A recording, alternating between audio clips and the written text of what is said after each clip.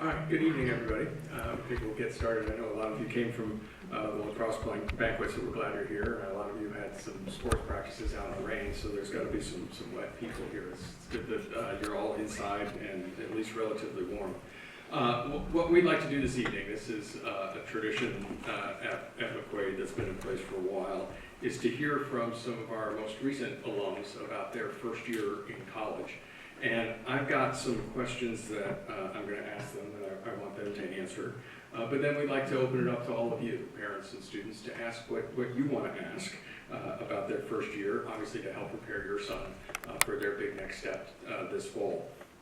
I've also got what we affectionately call the rapid fire round, which we will ask at the very end, and we haven't told them what those questions are, so we'll get some interesting, hopefully, and I'm sure honest answers to those questions.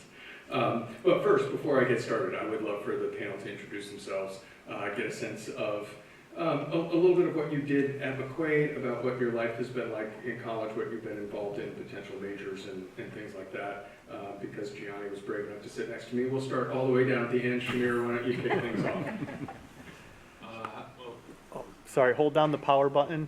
Forgot to turn them on both of them, please. That one too. And speak directly into the mic.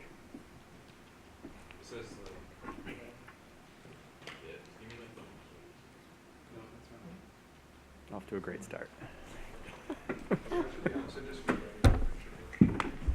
Oh. Yeah.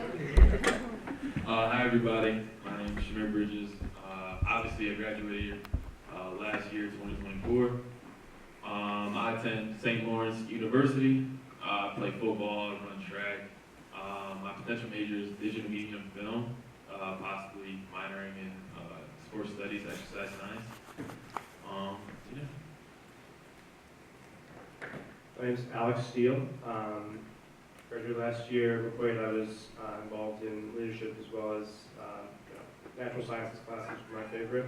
At Princeton, I am studying molecular biology and statistics and machine learning.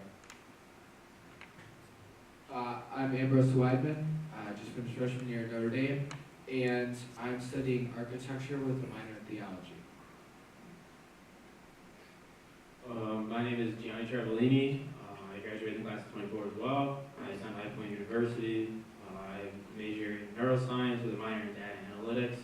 I'm involved with many different groups on campus, part of the Neuroscience Club as well as the Natural Science Fellows. All right, we're going to start off and we're going to get right to it. We've got, I think, a tough question for you all to begin with. So Gianni, you get to begin with this one.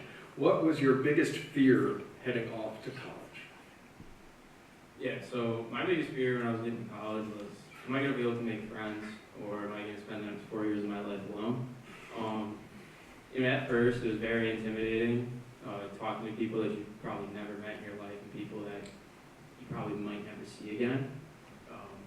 But the advice I can give to that is just don't be scared. Go out of your comfort zone. Just introduce yourself to anybody that you think you'd be friends with. Don't be scared to ask somebody to lunch. Everyone's in the same position as you are. They're all looking to make friends. They're all looking for their core group of friends, especially for their freshman year. People to hang out with, to eat lunch with, study with, and have fun with. So just don't be scared. Put yourself out there. Get involved in clubs as well. It's a great way to meet like-minded people. I don't mean to copy Gianni, but also making friends, right? Finding group people.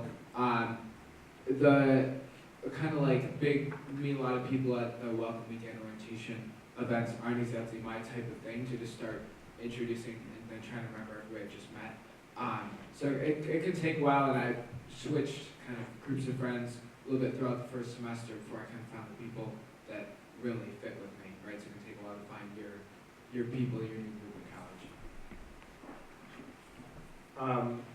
My answer would probably be similar in the social aspect, but I think that if I were to give an answer that a lot of my friends at Princeton would say, it's that the fear that you don't actually belong there. Whatever it is you're really focused on in college, that you're not all that good at what you think you're good at. Because you're going to be surrounded by people who are from places that you've never heard of before, who have had opportunities, who have done experiences that you can't even imagine. And it can make you feel like you're out of your league. And I think that what you'll, learn pretty quickly is that, there's a reason why you're there.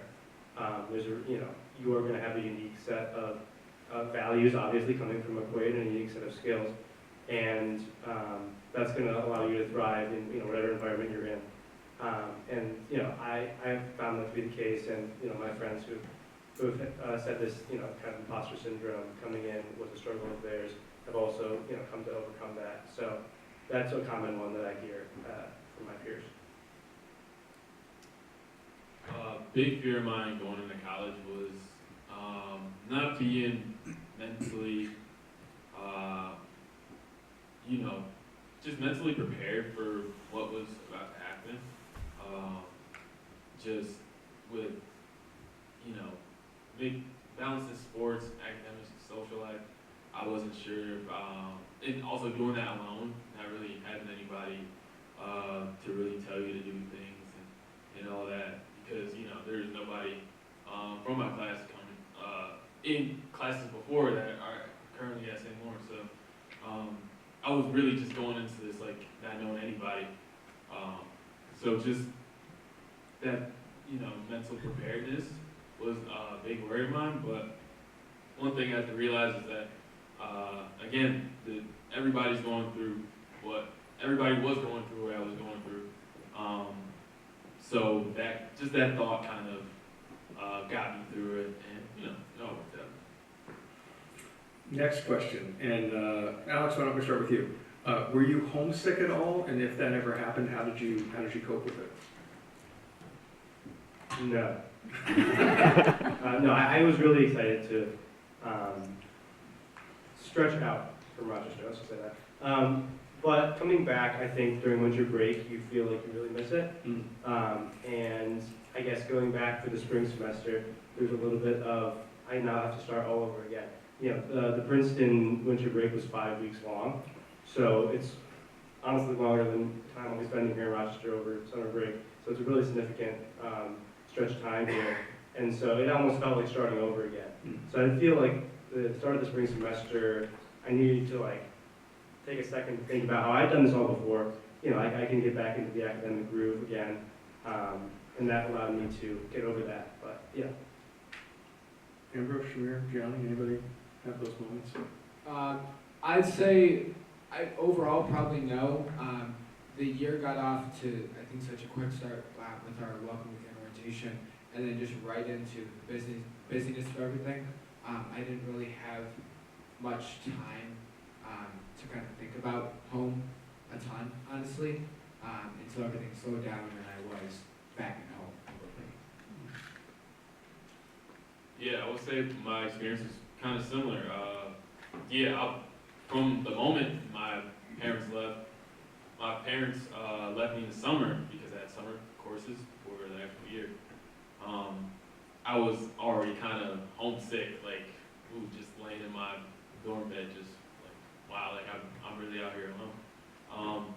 But you kind of, again, just are so busy, you have so many things going on, and I think that's advice I would give, just keep yourself busy, so that it kind of just goes away, just from doing so much, and then next thing you know, you're already back home, and you all kind of miss it, and I don't know if the parents wanted to hear that question. They wanted to be a little more homesick. But all of you touched on this a little bit. I think this is important. Can you tell us a little bit about your college orientation program and how helpful that was to you? Ambrose, you want to kick things off? Sure.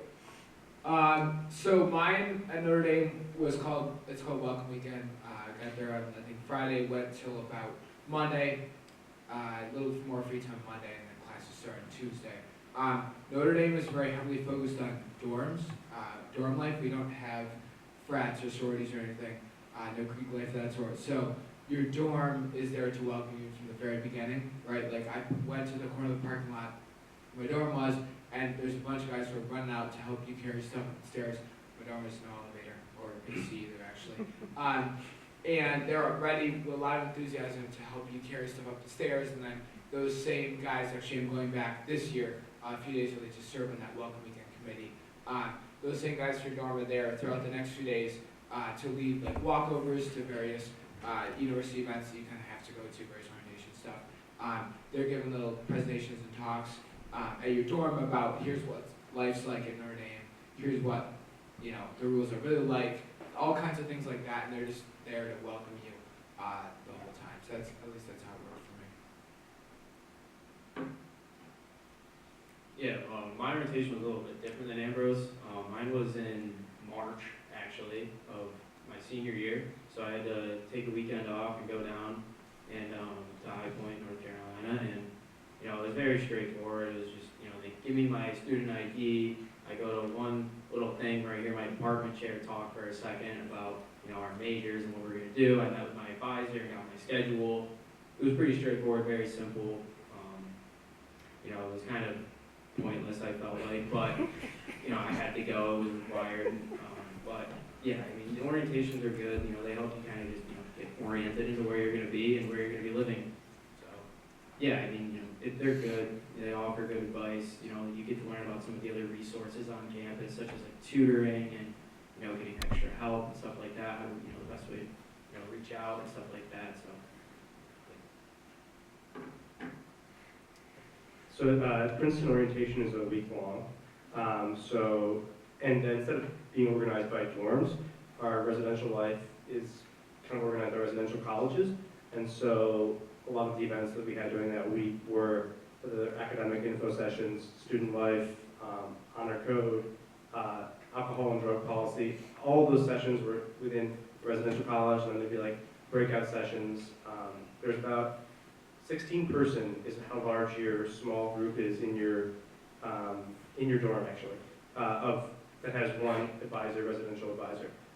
And so we would have kind of sessions of making sure that everyone had understood the takeaways from whatever large group gathering we had. And then after that week, everyone does a kind of experience. So I was in outdoor action, which was 3 days of backpacking in a state park in Pennsylvania. The two other activity programs are community action, so there's also volunteering programs, and then a third, which I don't recall. But outdoor action is the best, so everyone tries to do that one. But it was a really great way to, after having sat down, and by the end of that week, you're itching for anything but hearing about another school policy. So it was great to then go outside and then get some, meet some new friends that are not in your residential college, and then come back and start classes. I want to say my orientation was probably like most college orientations are. It was just like really long, like probably about 5 days as well. But I found it kind of helpful socially. They really make you know the people that you're living around in your dorm. It's split off by dorm. What was unique about my orientation was that actually our first class was during orientation. It was called my first year program class. And they kind of show you what it's like, but after orientation, I honestly felt like really prepared. Honestly, I was comfortable in my dorm.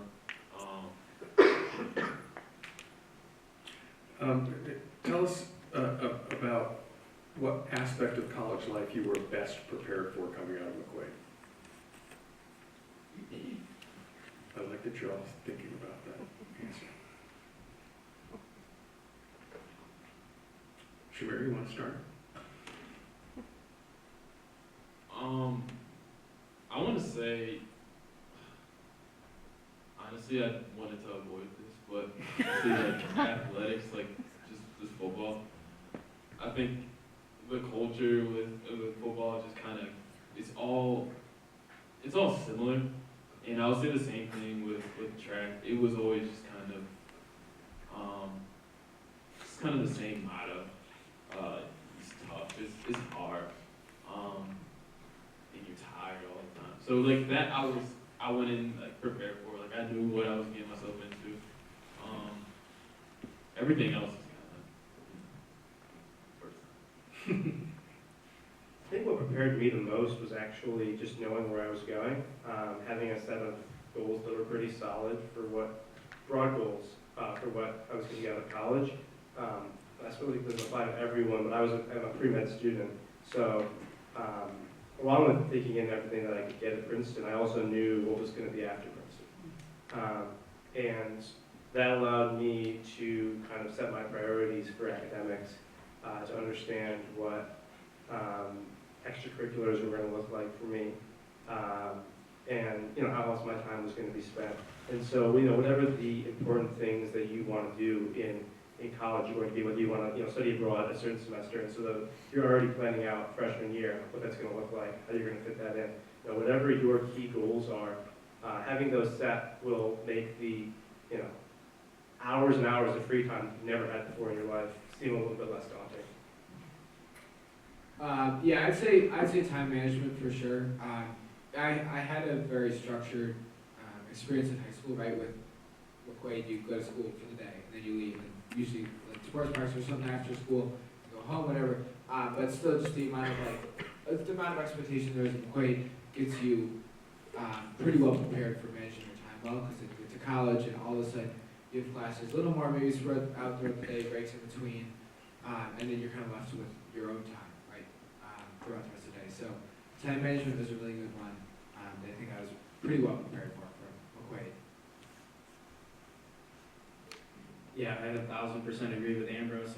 Learning how to manage your time, especially at McQuaid, was probably the best thing I could have done. I remember going to school 8:15 to 2:45, driving back home, going to work from 4 to 8 every night, 3 to 4 times a week. Or then in the spring when lacrosse season was starting, I'd be busy all the time. And just learning how to utilize your free time in college, you're going to have a lot more of it in college than you think.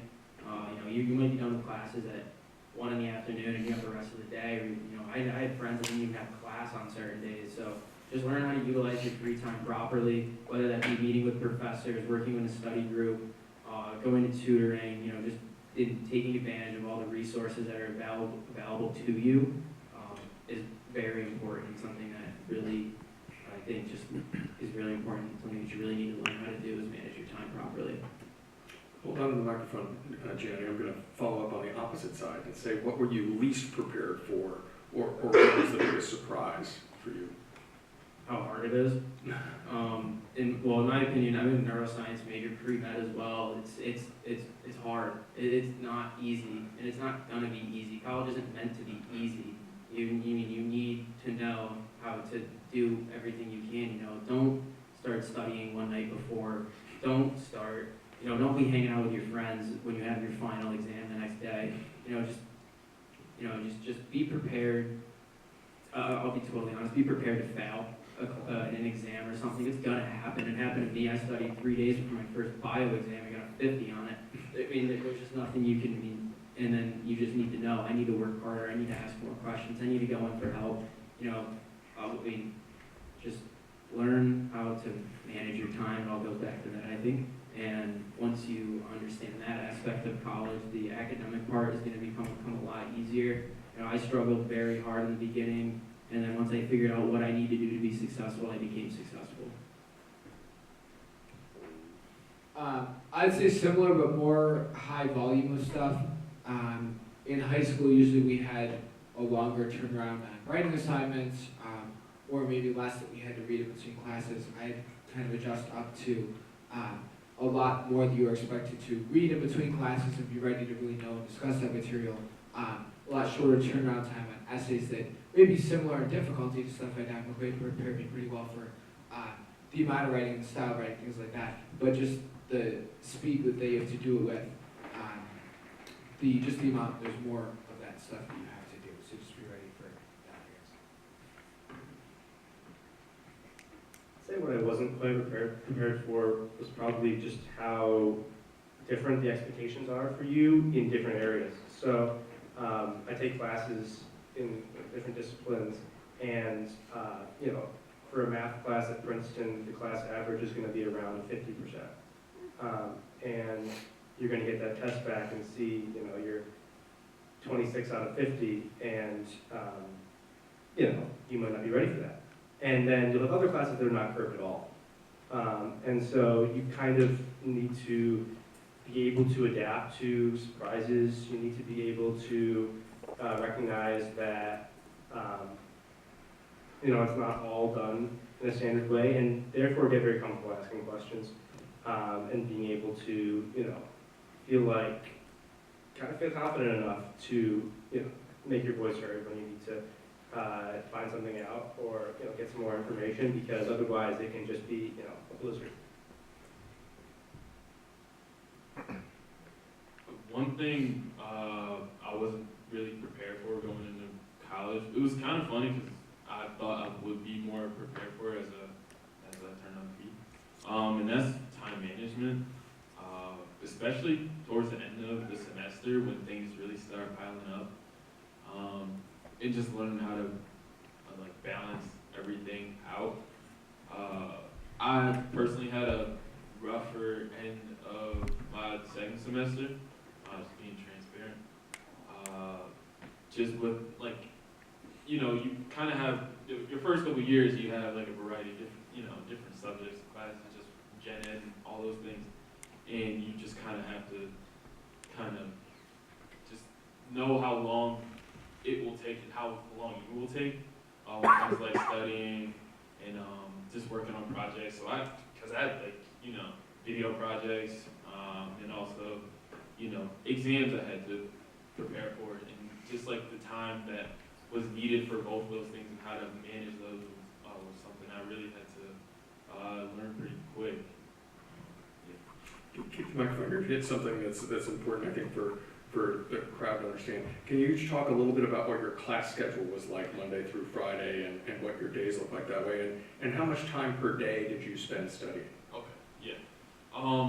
So I had I'll talk about my second semester because that was more realistic.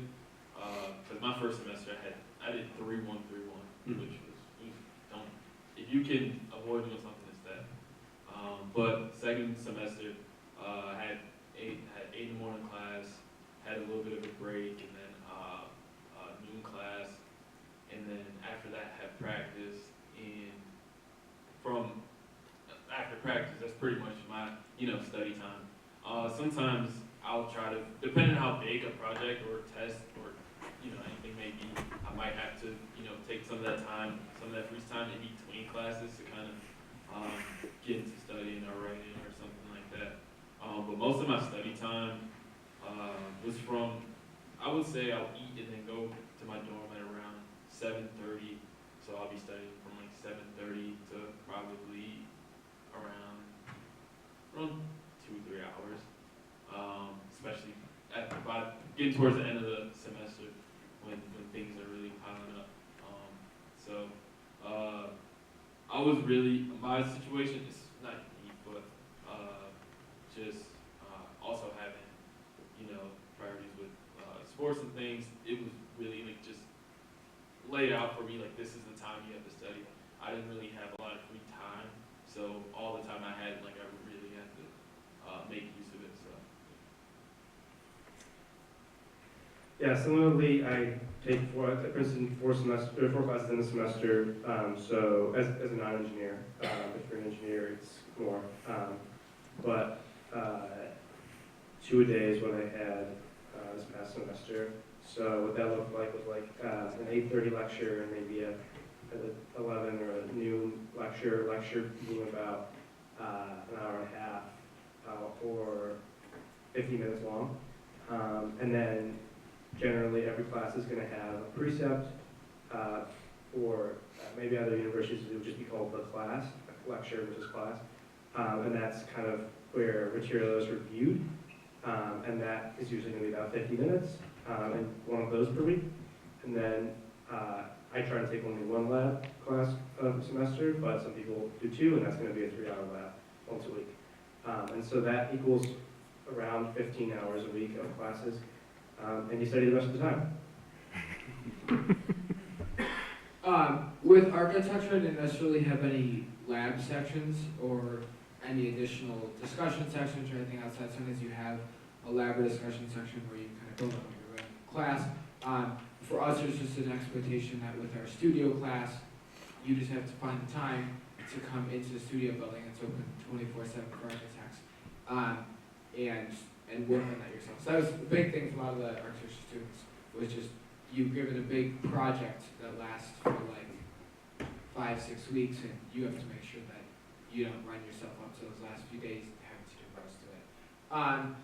The rest of my schedule, first semester and second semester looked a little different for me. First semester I had like 16 credits, which is about 5 classes plus like a bonus like freshman class that I had to do. And so I had class 2 times a day and 3 times a day, depending on the day.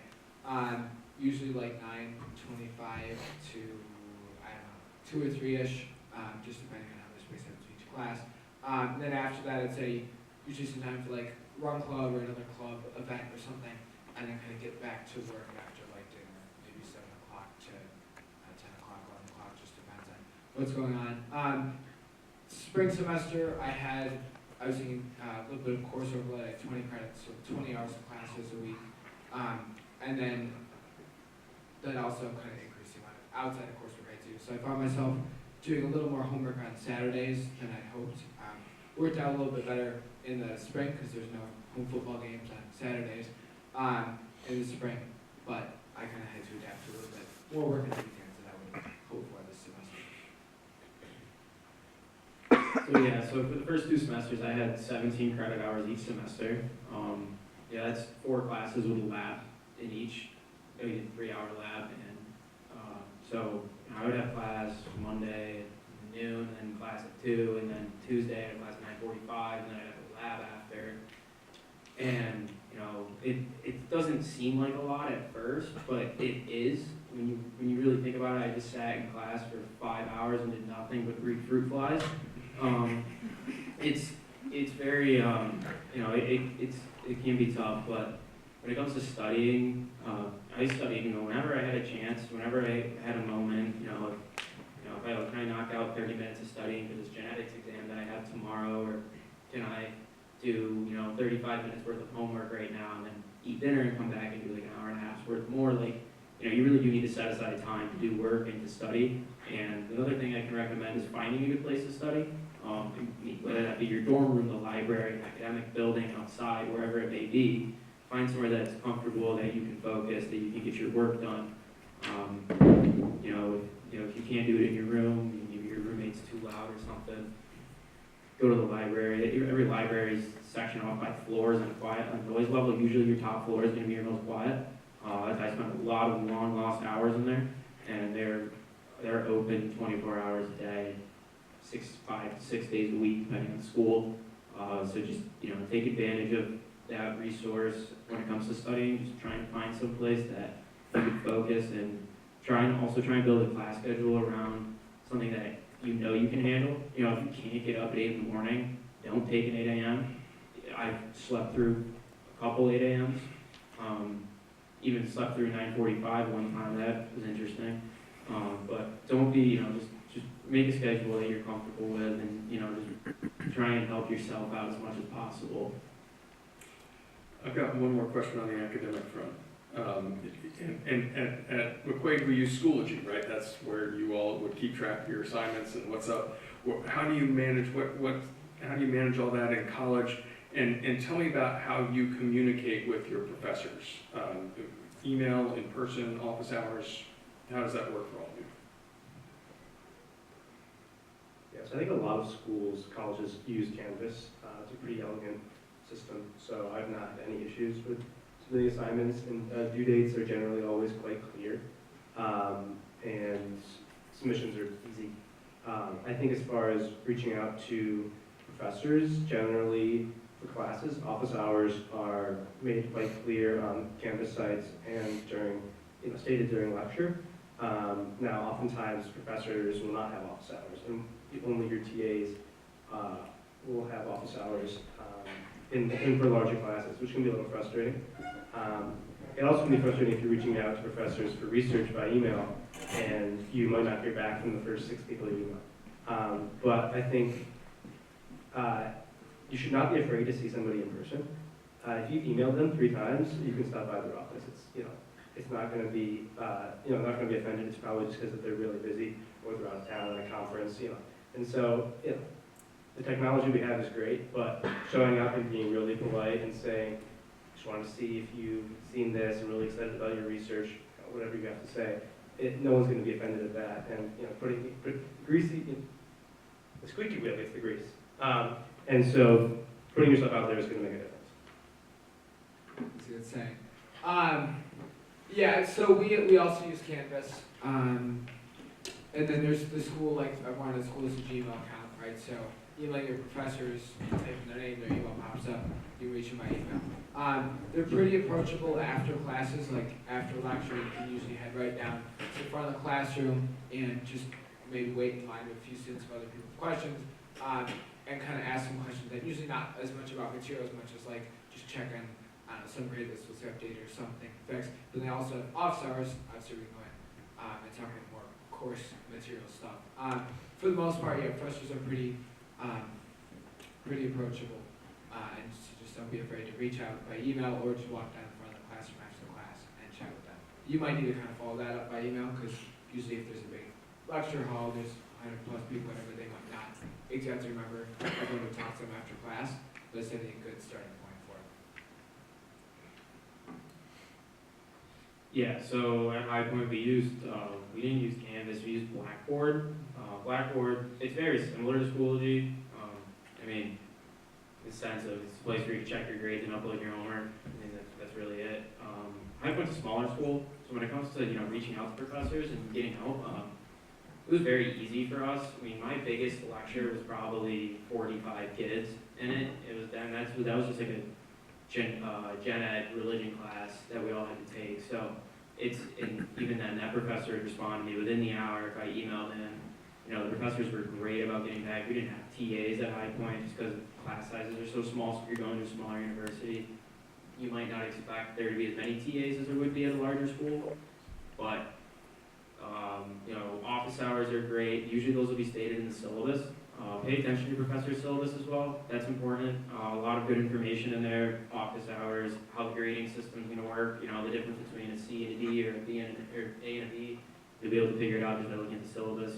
I had professors that are a whole academic calendar in the syllabus, when things were going to be due, when our exams were going to be, and when our final was, the date and time. So, don't be scared to reach out to your professors. They're there to help you. They want to help you. They want you to succeed, but they're not going to come to you first. You got to go to them. It's very similar to the way things work at McQuaid as well. From what I've experienced is that if you want help, you need to reach out. A lot of the times they're not just going to help you. It's being your own person, taking it, and just talking to the professors, getting help, and yeah.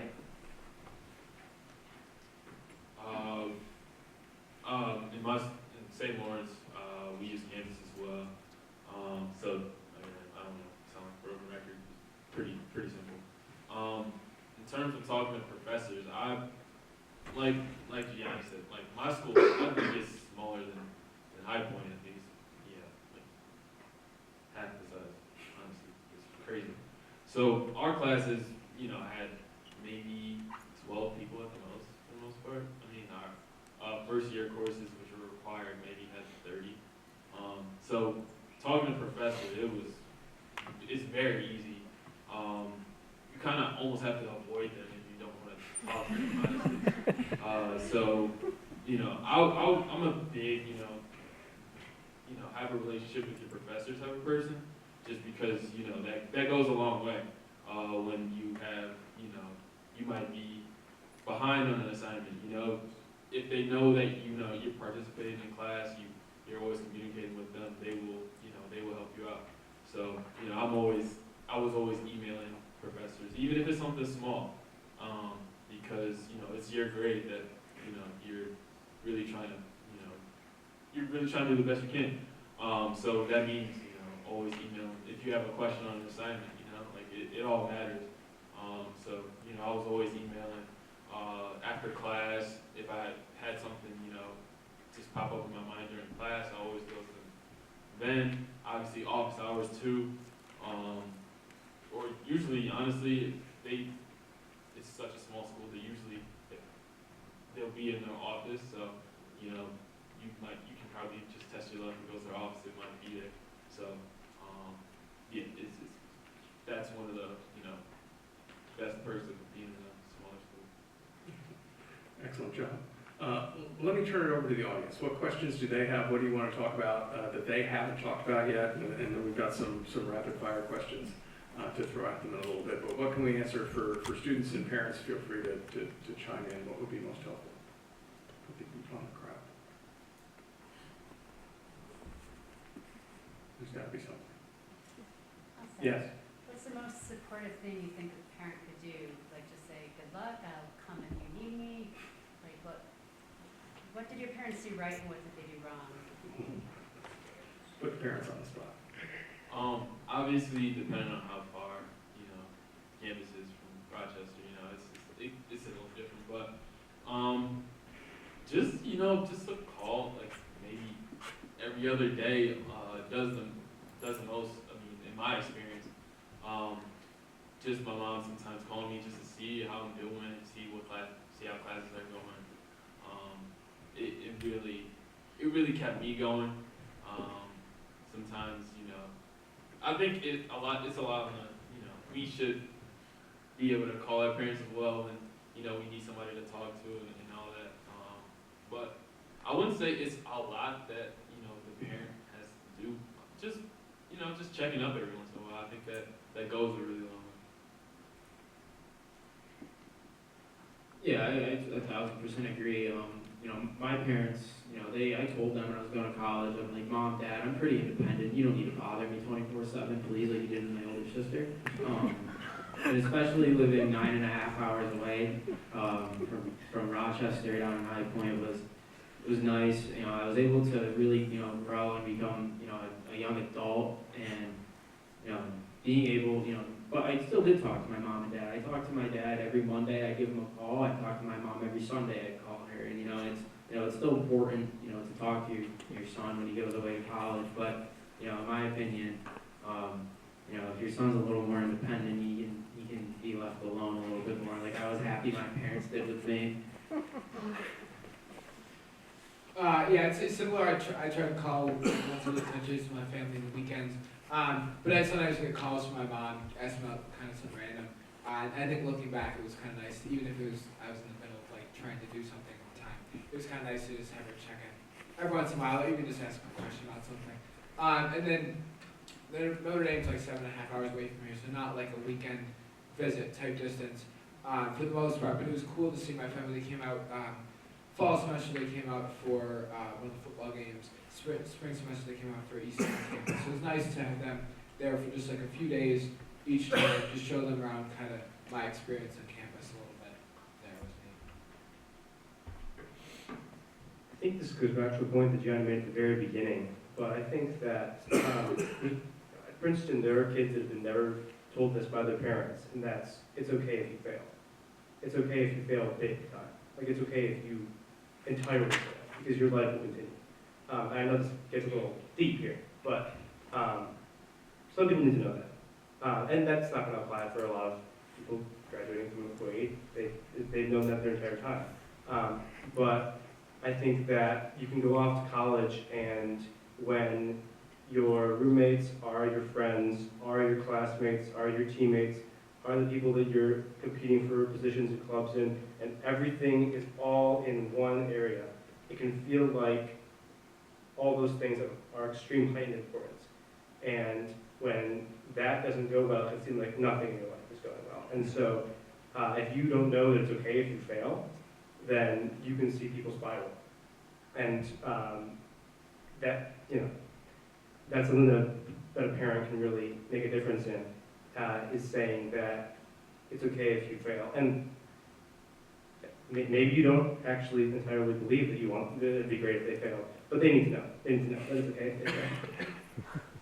Yeah, fail and failing out are two different things. Yeah. So it's right. It's okay. Maybe one's easier than the other. Other questions? How did you all do with your roommates? How did you do with your roommates?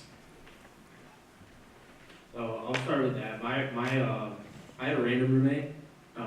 So the way it worked for me is I had to take a survey about like my sleep schedule, and, if I'm interested in this, or this, they match me up with people, and I had to switch dorm rooms. So, before the school year even started, so I switched into another dorm room with a kid that I never met, someone who I didn't know if I was gonna work well with him, and I ended up loving him. He's one of my best friends. We talk every day. We did everything together at school. We hung out all the time. We were the same friend group.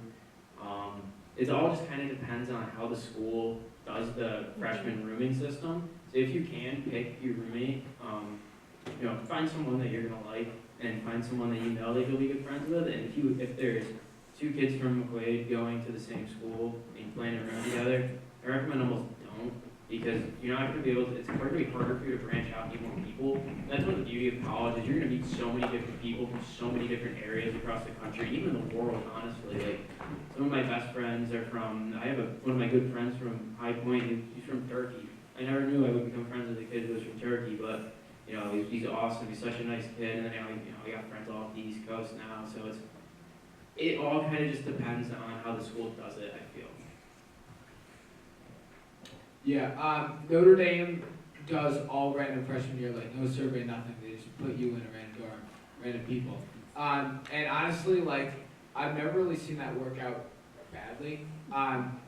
For me, it worked out, like, it was fine. My friends, I had two roommates.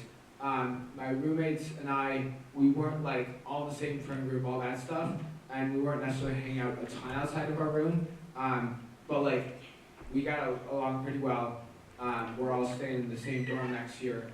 We all kind of fit pretty well into the larger dorm community. A little different roommates next year, but like, it worked out great, honestly. Princeton also has no choosing your roommate ahead of time. It's just kind of very simple form. Although there are a couple key questions. If you say that you don't want, it's actually a sneakily worded question, but the point is that in the two new residential colleges, the bathrooms are not male and female. They're just all singles. Things like bathroom is just one stall, and it's there's not separate anything. And so if you indicate on that form that you don't want that, that's already one decision point. And then there's the generic, what time do you go to sleep? Do you clean your room once a week or once a month or never? And those aren't honestly all that accurate at matching people. I don't think what I put down in that form turned out to be my sleep schedule. So, but it's okay. I don't think my roommate ended up doing exactly what he said either, but we got along totally fine. And actually, my friend group was mostly, for the first couple months of school, the people that I lived around in my group with my residential advisor.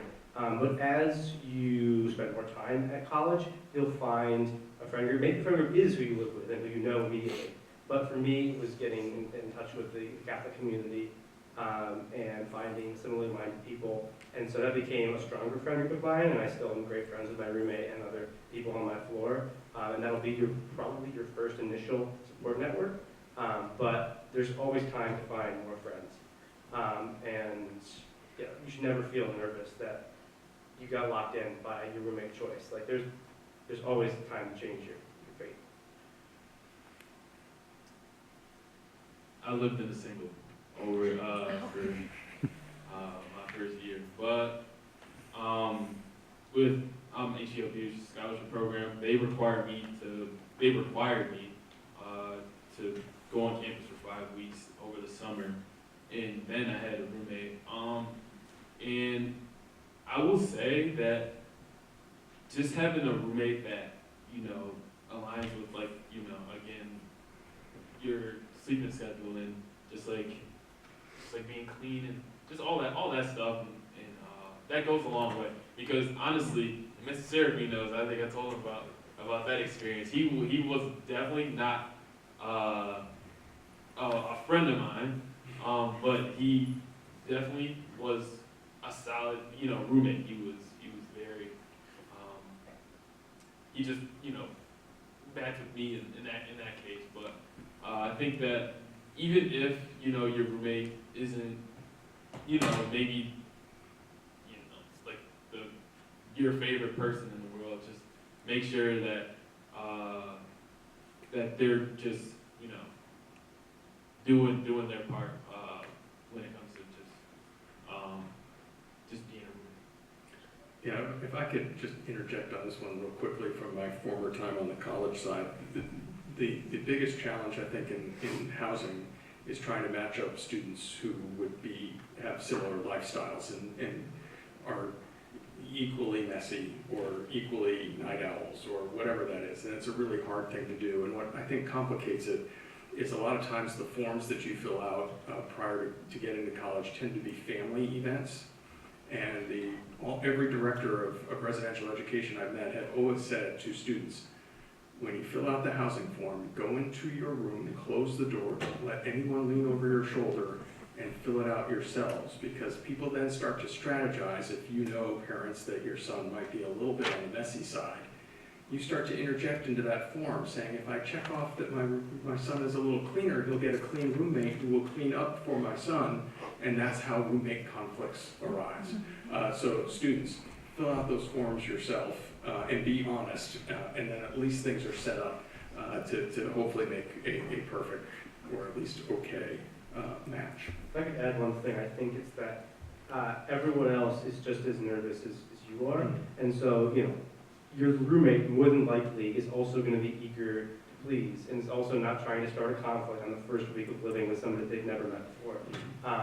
Princeton makes you sign a roommate contract where you have to go through and answer all these questions. It's not binding, but if there's ever a conflict, your residential advisor is going to go to this piece of paper and say, well, here's what you said about other people in the room back at the start of the year, and you both agreed at the time.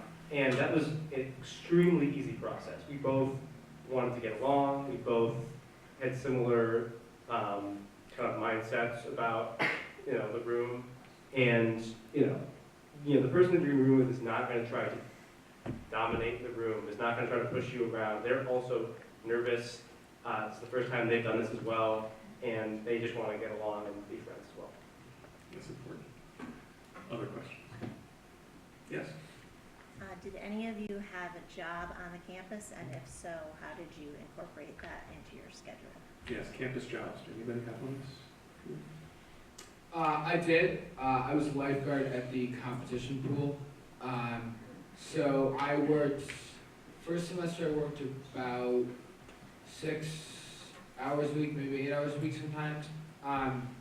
It fit in pretty well, just by nature of the job. The pool's open all day from 6:30 in the morning to 8:30, or to 8 at night. So they have shifts all day throughout the day. I was able to put in, here's when I'm available, and they fit me in that. So I kind of threw it a few days it was around lunchtime, a few days it was a little bit later in the afternoon. Second semester, a little bit less because more classes and stuff, and I got like at 6:30 a.m. on Tuesdays, so that was not as fun. But it all worked out in my schedule pretty well. And there's a lot of different opportunities for student employment, from being a desk manager at the student center, where you kind of just sit there and answer questions and help people, to working at a restaurant on campus, or kind of all different opportunities.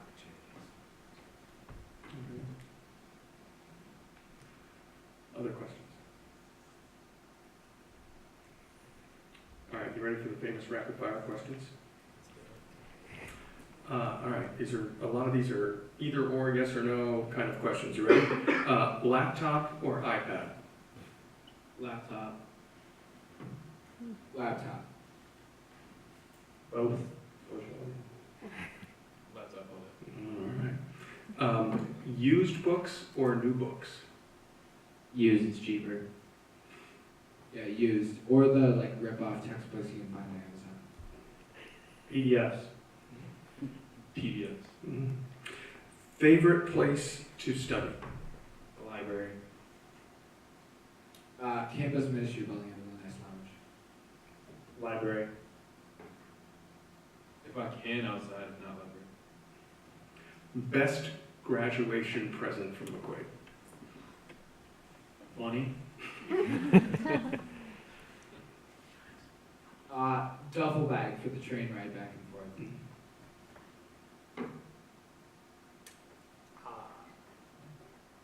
An extra long mattress cover, because it turns out that some schools have extra long mattresses. You should know that before you go.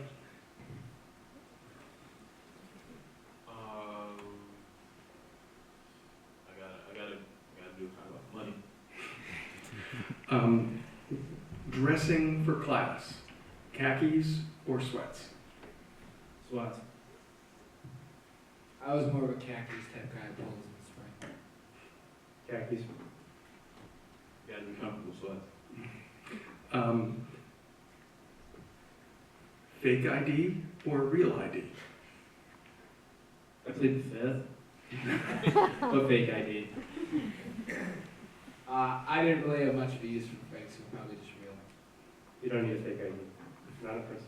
Really. Yeah, you don't need ideas anymore. Oh, I don't, honestly. All right. Going into college, declare a major as you go in or go in undeclared? I went undeclared, but if you don't know what you want to do, go in undeclared and figure it out. I've been architecture since first grade, but there's definitely some weakness. I didn't expect to be picking up a theology minor, but I did. I would declare, help me. You can't even declare until spring semester sophomore year, so undeclared. Best item you brought for your dorm room? It's called a Wuzu fan. Cooled my room down by about 30 degrees, especially in North Carolina when it's 100 out all the time. It's unbelievable. Also a fan, my dorm is no AC. I think I have the exact same Wuzu fan, so that's a good one. Yeah, fan, honestly, literally. It's a fan. Bring it. Wow, universal. All right, free time. You have 3 choices. Workout, hang out with friends, or video games. Hang out with friends. Friends all the way. I'm gonna have to triple that. Yeah, friend. Wow. Varsity sport, club sport, or intramural sport? What's best? I didn't really do much sports in college, but I mean, I had a lot of friends that did intramurals and they loved it because there was just no commitment at all. Yeah, I'd say I did both club and intramurals. They're both good. You can kind of sign up for what you want, what you have time for. If you have the time, I'd do a club sport, because the rest of your teammates are gonna care.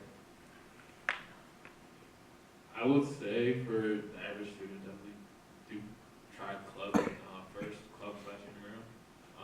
Varsity is like a big commitment, so if you're not willing to, take a lot of time out of your day for a sport, then I'd say intramural club. Car or no car? It's gonna depend on the school. I was allowed to have a car. It was awesome, but you are gonna become everyone's personal taxi. I'd say no car, super walkable campus, and I had some friends from Ohio that not long drive from my house, so they brought their cars second semester. Walk, and if you have a bike, you're a wuss. Sorry. Yeah, you're very encouraged to walk around campus to St. Lawrence. There's not really a lot of places to drive around campus, so I would say just walk. Excellent. All right, I have a last question for each of you. It's really a 2-part question, but what is your best word of advice for parents? What is your best word of advice for students? For parents, I'd say let your kids grow and become adults. This is the time in their lives where they can truly figure out who they are and who they're going to be. They have these next 4 years to figure it out. And for students, don't blow this opportunity. I mean, college, no matter if you're paying for it yourself or if your parents are paying for it, it is one of the biggest and greatest opportunities you can get. The parents sacrificed a lot for you to be here, for you to get there. Don't ruin it. Try your best and have fun at the same time. Yeah, I'd say similar for students, kind of like just take every opportunity you can get, every kind of club or thing you seem vaguely interested, like give it a try. Now's the time to try all that stuff. For parents, I'd say like just enough distance. Like you don't necessarily need to be like calling a ton. Maybe give your son a little more space than you think they need. And if they kind of need to reach back out a little more, then maybe they'll get the opportunity to do that. For students, I'd say it's just 4 years. Whatever that means to you, take advantage of it or whatever. But even just after freshman year, it goes quickly. And for parents, don't go crazy on the little siblings, just because you lost one. Like, they can't handle it. I would say for students, just try new things. This is the time to. And for parents, just trust the kid. Excellent. Please join me in thanking our panelists.